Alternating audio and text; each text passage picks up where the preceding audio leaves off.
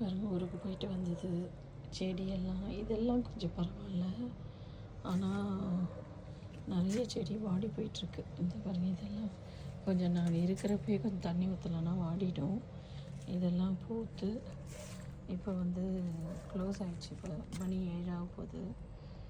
இப்போ இதெல்லாம் பாருங்கள் இந்த இலையே ஒரு மாதிரி வாடி தொங்குது. ஆனால் ஃபுல்லாக தண்ணி ஊற்றி விட்ருக்கேன்.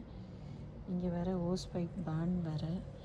அது எப்படியாவது கொஞ்சம், ஏன்னா இவ்வளோ நாள் ஆயிடுச்சுல வந்து ஊற்றுனாங்க அண்ணி வீட்டிலேருந்து.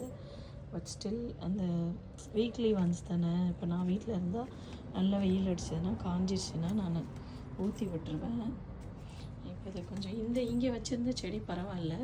ஏன்னா இது ஒரு ஷேடில் தானே இருக்குது. அதனால் இதெல்லாம் நல்லாவே பூத்து அழகாக இருக்குது. இதெல்லாம் ஒன்றும் ஆகலை. பட் அந்த ஏரியா இங்கே இதுவும் கொஞ்சம் காஞ்சி போயிடுச்சு நல்லாவே. இந்த செடியும் காஞ்சிருச்சு நல்லா. இது பாருங்கள் டாலியா வந்து டாலியா டேலியா இதெல்லாம் வந்து பூத்துருக்கு. பட் ஆனால் எல்லாம் இந்த தொங்கி போயிடுச்சு. இந்த செடி அவ்வளோதான். இது டைம் பார் ஆயிடுச்சு. இது முடிஞ்சிருச்சு. இது பாருங்கள் எவ்வளோ பூ இருக்குது. ஆனால் அந்த 2 வாரம் நல்லா வெயிலாம். இப்போ அது உடஞ்சி அந்த வெயிட்டு பாருங்கள். கரும்பு இது பாருங்கள் ஒரு கரும்பு சைஸுக்கு வளர்ந்துருக்கு தண்டு. அதோட ஸ்டெம் வந்து ஒரு கரும்பு சைஸ்க்கு இருக்குது பெருசாக. அவ்வளோ அளவுக்கு இருக்குது. இதெல்லாம் கொஞ்சம் ஓகே. கொஞ்சம் ஷேட் ஏரியாவில் இருந்ததுனால ஓகே. இந்த செடியும் ஓகே. இதெல்லாம் பாருங்கள் காஞ்சே போயிடுச்சு. ஆனால் இது மண்ணில் வச்சதுனால இந்த முல்லைப்பூ ஓகே. ஜாதி மல்லி ஓகே. இதெல்லாம் ஓரளவுக்கு பரவாயில்ல. பொமோகிரானேட் வந்து ஃபுல்லாக பாதி அளவுக்கு காஞ்சிருச்சு. இதெல்லாம் ஓகே. இது அந்த ஃப்ளோக்ஸ் நினைக்கிறேன். அந்த பூவெல்லாம் வளர்ந்துருக்கு. பட் பார்க்க முடியல எனக்கு. இங்கே பாருங்கள் அதோட சைஸ் பாருங்கள். சுகர் கேன் அளவுக்கு எவ்வளோ பெரிய தண்டு. அப்போ இதெல்லாம் அங்கெல்லாம் பறந்து விரிஞ்சு வளைஞ்சி போயிருக்கு. அப்படி அந்த எண்டு வரைக்கும் வளைஞ்சி போயிருக்குது. அங்கே வளைஞ்சி விழுந்து கிடக்குது எல்லாம். இங்கே இதெல்லாம் வளைஞ்சி விழுந்துருக்கு. இதுவும் ஒரு வெரைட்டி பூ. இது எப்படி வாங்கினேன்னு எனக்கு தெரியல. இது வளர்ந்துருக்கு. இது ஒரு மாதிரி வளர்ந்துருச்சு. நான் வேறு வாங்கினேன், வேறு வந்திருக்கான்னு தெரியல. ஸ்ட்ராபெரி எல்லாம் அங்கங்கே போயிருந்தது. இதை எடுத்து வச்சேன். அப்புறம் இந்த ஏரியாவில் பாருங்கள் எல்லாமே காஞ்சி போயிடுச்சு. மரிகோல்டு எல்லாம் காஞ்சே போயிடுச்சு. பெட்யூனியாவும் மேலே பூ இருக்கு. ஆனால் இலையெல்லாம் காஞ்சி போயிடுச்சு. கஷ்டமாக இருக்குது பார்க்குறதுக்கு. சரி ஓகே, எப்படியும் சம்மர் பிளான்ஸ் தானே. ஆனால் இது செப்டம்பர் அக்டோபர் வரைக்கும் நல்லாவே இருந்திருக்கும்.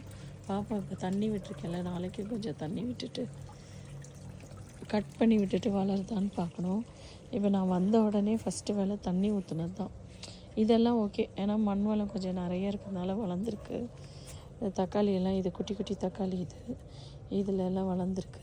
நிறைய பெரிய பெரிய கியூக்கம்பர் எல்லாம் உள்ளே மறைஞ்சு இருந்திருக்கு. இங்கே பாருங்கள் இதெல்லாம் பறித்து வச்சேன். இது பாருங்கள் என்ன ஒரு பெரிய சைஸு.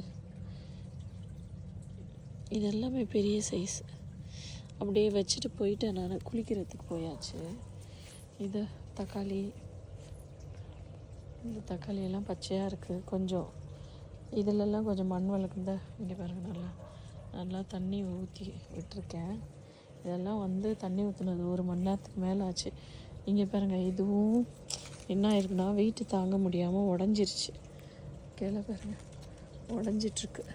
பேஸ் வந்து இப்போ தான் 1 மாதத்துக்கு மேலே ஆகுது. இப்போ தான் இந்த சைஸ்க்கு வந்திருக்கு நல்லா. இந்த பேஸும் பாருங்கள் நல்லா ஓரளவுக்கு பெரிய சைஸ் ஆகிருக்கு. ஆனாலும் அந்த டிப் இருக்கிறதுனால கொஞ்சம் அப்படியே விடலாம். ஒன்று ஒன்றா வேணால் பறித்து சாப்பிட்லாம். இலையெல்லாம் கொஞ்சம் பழுத்து போயிட்டுருக்கு.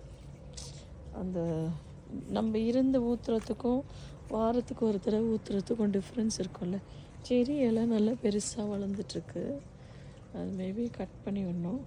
கிரேப்ஸ் வந்து பறிச்சிட்டாங்க. 2 கொத்து பெரிய கொத்து இருந்ததுல அதெல்லாம் பறிச்சிட்டாங்க. லெமன் பரவாயில்ல. லெமன் இல்லை ஆரஞ்சுன்னு நினைக்கிறேன். அது நல்லாவே வளர்ந்துருக்கு. இது பாருங்கள் நான் காமிச்சிருப்பேன்ல க்ரீனாக இருக்கும். இப்போ பாருங்கள் எல்லோ கொத்து ஒரு மாதிரி லைட் எல்லோ கலர்லேயும் வரும். இது இன்னொன்றும் இருக்குது, இன்னொரு கொத்து இருக்குது, அதையும் நம்ம பறித்து எடுத்துருவோம். இந்த 2 கொத்து விட்டுருக்காங்க. அப்புறம் இதெல்லாம் ஓகே, இந்த பிளான்ஸ் எல்லாம் ஓகே. இதுவும் கொஞ்சம் காஞ்சிருக்கு, இது நல்லாவே காஞ்சிருச்சு. ஃபுல்லாக திரும்ப வருமானு தெரியல. இதில் ஒரு வயலட் கலர் பூ வந்திருக்கு அழகாக. லாஸ்ட் இயர் எனக்கு ஞாபகம் இல்லை. இதெல்லாமும் கொஞ்சம் காஞ்சி, இது பரவாயில்ல, நல்லா ஃப்ரெஷ்ஷாக இருக்குது அழகாக. இது அந்த மண்ணெல்லாம் மாற்றி போட்டேன்ல நான், இது நல்லாவே இருக்குது.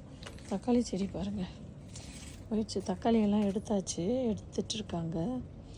ஆனால் தக்காளி செடி காஞ்சே போயிடுச்சு. கியூக்கம்பரும் போயிடுச்சு, குட்டி குட்டி இருக்குது ஆனால் போயிடுச்சு. இந்த அப்பையும் சின்னது 2-3 இருக்குது. ரோஸில் இந்த கலர் வந்திருக்கு, திரும்பவும் அந்த பிங்க் கலர் வந்திருக்கு. இந்த கையில் கிரேப்ஸ் இருக்கிறதுனால என்னால் அப்படி லிஃப்ட் பண்ணி காமிக்க முடியல. இந்த ஃபேன்சி ஒரு 2-3 செடி பச்சையாக இருக்குது. மற்றதெல்லாம் இதெல்லாம் பெட்யூனியா ஃபுல்லாகவே காஞ்சிருச்சு. ஸ்ட்ராபெரி ஓகே, ஆனால் வளர்ந்து இங்கே கீழெல்லாம் வந்து தொங்குது. இது செம்பருத்தி, இந்த ஊர் செம்பருத்தி எல்லாம் மொட்டெல்லாம் பெருசாக அந்த பூக்களை போல் இருக்குது. அப்படியே இங்கே பாருங்கள் மொட்டாகவே இருக்குது, ஆனால் காஞ்சி போயிடுச்சு. ஏன்னா இதுக்கெல்லாம் கொஞ்சம் 2 நாளைக்கு ஒரு தடவை தண்ணி ஊற்றணும், இல்லைன்னா காஞ்சிடும். இதை பாருங்கள் பூவெல்லாம் சின்னதாகிடுச்சு. அப்போ இது ஓகே. அடுத்தது இதுக்கு வந்துடும், திரும்பவும் வின்டர் போய் வந்துடும். இது லிசிபிசியா இல்லை இம்பேஷன்ஸ், அதுவும் வாடி இருக்குது. இந்த செடியும் கொஞ்சம் வாடி இருக்குது. இது ரெட் கலர் ஆயிடுச்சு, அவ்வளோதான் முடிஞ்சிடுச்சு. அதில் எல்லாம் ஒரு 2 இருந்தது, சாப்பிட்டுட்டேன். அங்கே ஃபுல்லாக அந்த பேன்சி இருந்த இடம் வாடிட்டுருக்கு.